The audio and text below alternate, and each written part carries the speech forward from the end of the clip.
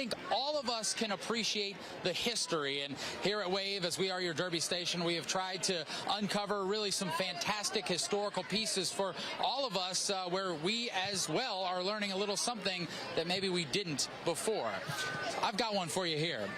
Here's a question. I'll start it with that. What do General George Custer, the jewelry company Tiffany's, and an unassuming East Louisville neighborhood of 1950s homes have to do with the Kentucky Derby? Turns out an awful lot, and I didn't have to travel far from the home where I was raised to uncover the hidden glory that was once the Saratoga of the West.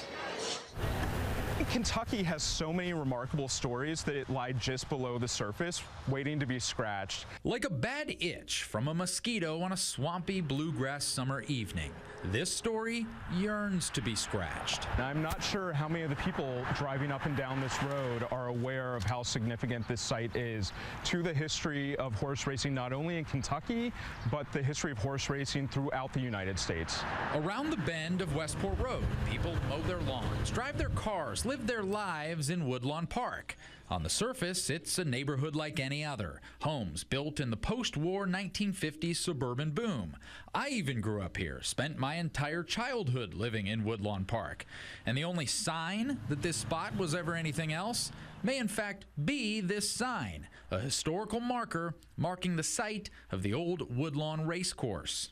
When Woodlawn Race Course debuts in 1859, you have the Blue Bloods coming out for those races. Jim Seaver with the Kentucky Historical Society says for about a decade, the Woodlawn Race Course was one of the most significant racetracks of its time. It was started by R.A. Alexander, one of the most prominent horsemen and richest Kentuckians of that era. He was very committed to this idea that there should be an elite racetrack in the Louisville area. And elite it was. Years before the Kentucky Derby was even a thought, this was the place to be in Louisville. Women dressed to the nines, a trophy commissioned by none other than Tiffany & Company, an exquisite clubhouse. This old home is rumored to have been part of it. Famed General George Custer even raced thoroughbreds here before being killed at the Battle of Bighorn. Even before that battle, he was very much a celebrity, and he was very focused on his image. He spent time with his wife in Kentucky. He owned thoroughbred racehorses. In fact, the horse that he took with him out west was descended from Lexington. The track was built along the railroad to make it easier for fans to get here. There's a lot of mystery surrounding this place, including where the track itself sat. Growing up here, we always theorized it was right here because it's a circle. Kentucky was not the epicenter of horse racing back then. New York was. But this track was called the Saratoga of the West, and it proved that the center of gravity in the horse racing industry could shift to Kentucky, Louisville in particular.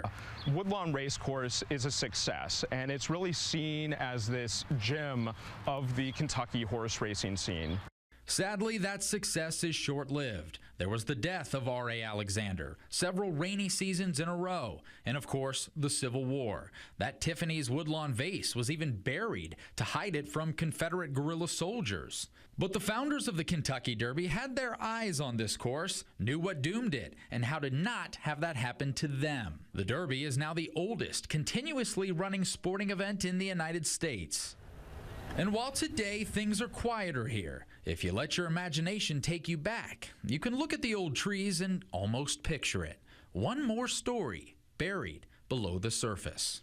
During one of the turns at the track, the thoroughbreds would disappear from the crowd's view, hidden behind a row of trees. It seems like something that spectators would complain about, but became an experience they remembered most. Talking about how fascinating and exhilarating it was for them to watch the horses go out of view behind the trees and then emerge a few seconds later, and it could be a completely different race by that point. Who knew, right? Buried right beneath our feet. So that old Woodlawn vase, well, it's worth millions now. It's actually on display in the Baltimore Museum of Art in Maryland. It used to be presented for years to the winner of the Preakness Stakes. Now, if you win that race, the part of the second leg of the Triple Crown, you will get a replica. You can see one of those on display right here in Louisville at the Kentucky Derby Museum.